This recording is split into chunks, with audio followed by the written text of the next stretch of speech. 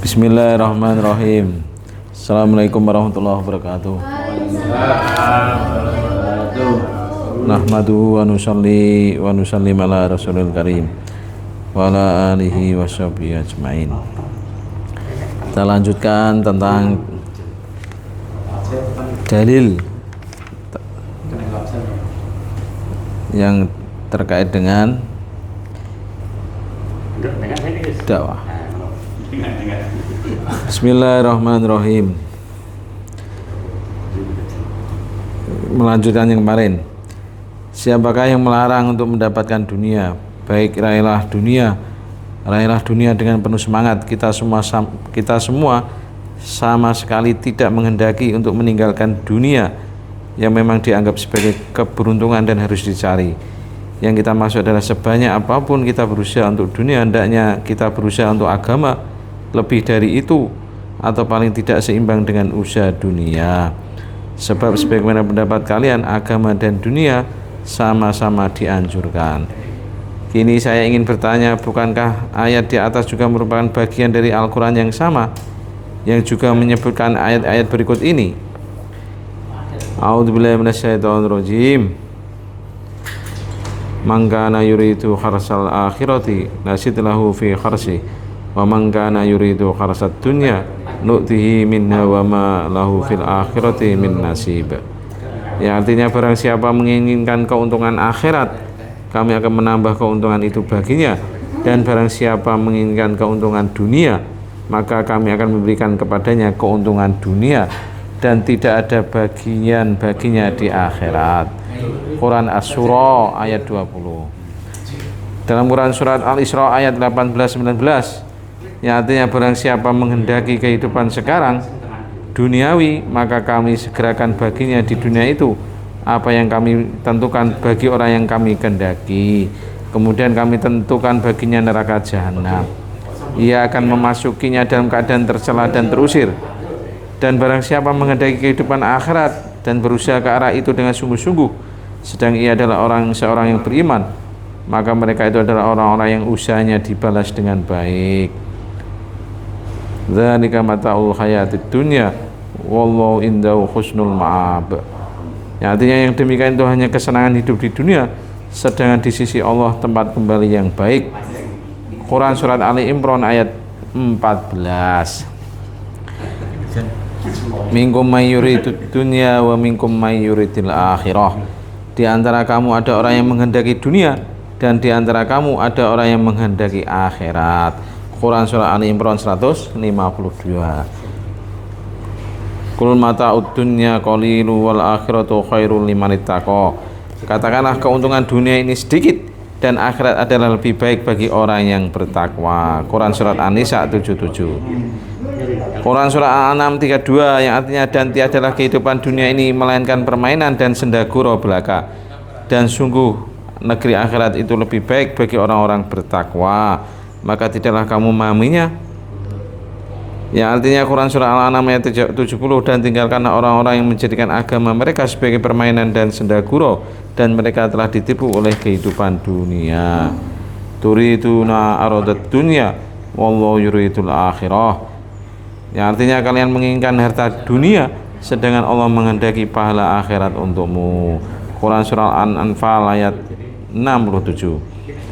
Quran surah At-Taubah ayat 38. Apakah kamu puas dengan kehidupan di dunia sebagai ganti kehidupan di akhirat, padahal kenikmatan hidup di dunia hanyalah sedikit dibandingkan dengan kehidupan di akhirat.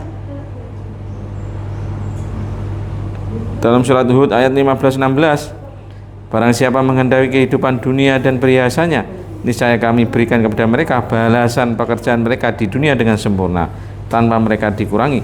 Itulah orang-orang yang tidak memperoleh di akhirat kecuali neraka, dan lenyaplah apa yang telah mereka usahakan di dunia, dan sia-sialah apa yang mereka kerjakan.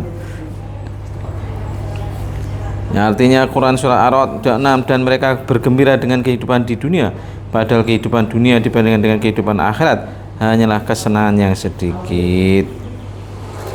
Quran surah An-Nahl 106-107, yang artinya maka kemurkaan Allah menimpa mereka, dan bagi mereka azab yang besar. Yang demikian itu karena sesungguhnya mereka mencintai kehidupan dunia melebihi akhirat. Selain ayat-ayat di atas masih banyak lagi ayat-ayat yang membandingkan antara kehidupan dunia dengan kehidupan akhirat. Cukup beberapa ayat sebagai contoh. Semuanya menunjukkan maksud bahwa siapa yang mementingkan kehidupan dunia daripada akhirat, maka ia berada dalam kerugian. Jika keduanya tidak dapat dicapai, hendaknya akhirat lebih dipentingkan. Saya mengakui bahwa dalam kehidupan dunia ini manusia sangat membutuhkan keperluan hidup. Tetapi walaupun kita harus pergi ke WC, tidak bijaksana jika kita duduk seharian di tempat itu.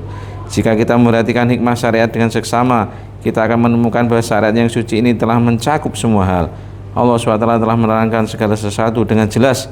Pembagian waktu-waktu sholat memberikan isyarat agar kita pandai membagi waktu antara urusan dunia dan urusan agama selama 24 jam siang dan malam. Sebagaimana jalan pikiran Anda bahwa agama dan dunia harus sama-sama diperhatikan, maka hal itu menuntut pembagian waktu yang adil dalam sehari semalam. Separuhnya khusus untuk ibadah menunaikan hak Allah SWT, dan separuhnya untuk istirahat dan urusan keduniaan menunaikan hak-hak hamba. Jika kita menghabiskan lebih dari separuh waktu untuk keduniaan dan keperluan jasmani, berarti kita telah mengutamakan dunia. Kesimpulannya, sesuai dengan pendapat Anda dan juga sesuai dengan keadilan, hendaknya kita menggunakan waktu khusus untuk agama selama 12 jam dalam sehari semalam, sehingga kebaikan dunia dan kebaikan akhirat dapat tercapai.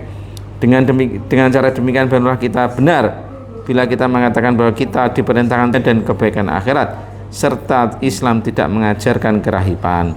Uraian ini sebenarnya bukan maksud dari bab ini, tetapi untuk menjawab, maka saya menuliskannya dalam bab ini. Dalam bab ini sebenarnya saya ingin menuliskan semua hadis mengenai pentingnya dakwah dan tablik, tetapi saya mencukupkannya dengan 7 hadis saja. Bagi orang yang beriman, jangankan 7 hadis, 1 hadis pun telah mencukupi. Adapun bagi orang yang tidak beriman, firman Allah SWT di bawah ini lebih dari cukup. Wa saya'lamul ladzina dzalamu ayyamun qalbiyang qalibun. Dan orang-orang yang zalim kelak akan mengetahui ke tempat mana mereka akan kembali. Pada akhir bab ini ada satu masalah penting yang harus diperhatikan. Beberapa hadis menyebutkan bahwa suatu saat nanti akan tiba zaman fitnah, yaitu ketika kebakhilan akan ditaati. Setiap orang akan menuruti hawa nafsunya, dunia akan lebih diutamakan daripada agama, dan setiap orang akan mengikuti pendapatnya sendiri dan tidak mau mendengarkan nasihat orang lain. Apabila zaman fitnah itu tiba, kita dianjurkan oleh baginda Rasulullah SAW agar pergi mengasingkan diri ke suatu tempat dan meninggalkan urusan umat secara umum. Namun demikian, para ulama mengungkapkan bahwa zaman fitnah itu sekarang belum tiba. Oleh karena itu, apa yang bisa dikerjakan maka kerjakanlah. Kita berlindung pada Allah SWT agar dijauhkan dari menjumpai zaman tersebut. Ketika itu perbaikan dalam bentuk apapun tidak mungkin dilakukan. Oleh karena itu kita harus menjauhi segala akhlak-akhlak buruk yang telah disebutkan dalam hadis di atas, yakni mentaati kebakilan, menuruti hawa nafsu, dan mengutamakan dunia daripada agama, dan mengikuti pendapatnya sendiri dan tidak mau mendengarkan nasihat orang lain. Karena semua itu merupakan pintu-pintu fitnah. Setelah munculnya akhlak-akhlak buruk tersebut, maka yang ada hanyalah fitnah dan fitnah. Dalam sebuah hadis, baginda Rasulullah SAW menjelaskan bahwa akhlak-akhlak buruk yang disebutkan dalam di atas merupakan hal-hal yang membinasakan. Allahumma fatna minal fitani ma dhuhara minna wa ma baton. Ya Allah, jagalah kami dari fitnah yang nyata dan yang tersembunyi. Amin. Doanya itu ya, Allahumma fatna minal fitani ma dhuhara minna wa ma baton. Ya Allah, jagalah kami dari fitnah yang nyata dan yang tersembunyi. Ini ya pentingnya ibadah, menjaga agama. Insyaallah ya. Niat amal dan sampaikan.